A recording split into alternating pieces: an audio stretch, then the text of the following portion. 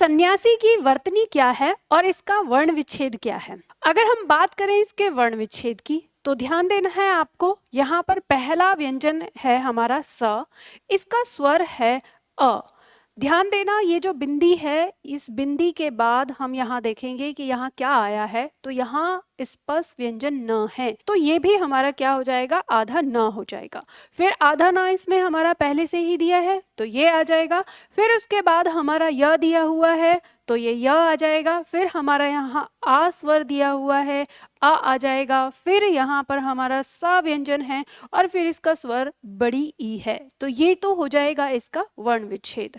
अब हम यहाँ पे बात करेंगे, आपके दिमाग में आ रहा होगा कि मैम यहाँ पे तो आप कहते हैं कि अगर ये पंचमाक्षर होता है तो पंचमाक्षर के साथ पंचमाक्षर कभी भी अनुस्वार में नहीं बदलता, तो यहाँ क्यों बदल रहा है।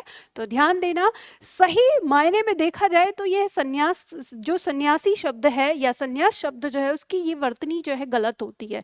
इसकी शुद्ध वर्तनी क्या होनी चाहिए, इसकी शुद्ध वर्तनी होनी चाहिए आधा न, फिर से आधा न, फिर यहाँ पर या स। अगर हम सन्यास लिख रहे हैं तो ऐसे होना चाहिए और सन्यासी लिख रहे हैं तो ऐसे होना चाहिए। लेकिन आपकी परीक्षा में अगर आता है तो आपको यही सही करना पड़ता है, यही शुद्ध हो जाता है।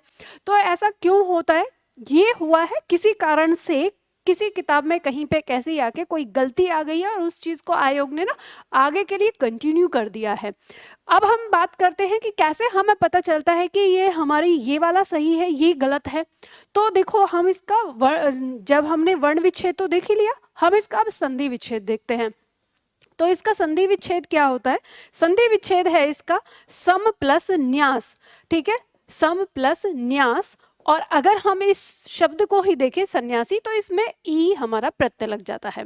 यहाँ पर हमारी व्यंजन संधि का नियम लागू होता है। व्यंजन संधि का कौन सा नियम लागू होता है कि अगर किसी म का मेल, यानी इस म का मेल किसी स्पर्श व्यंजन से हो रहा है, तो ये क्या है, न हमारा स्पर्श व्यंजन है, तो ये म उसी के पंचमाक्षर में बदल जाएगा।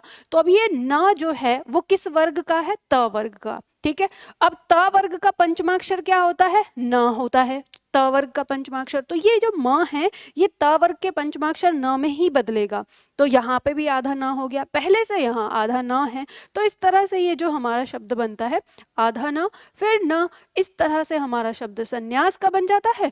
और अगर इसमें हम ई लगा देते हैं तो सन्यासी हो जाता है। तो इस तरह से ये आती है वर्तनी।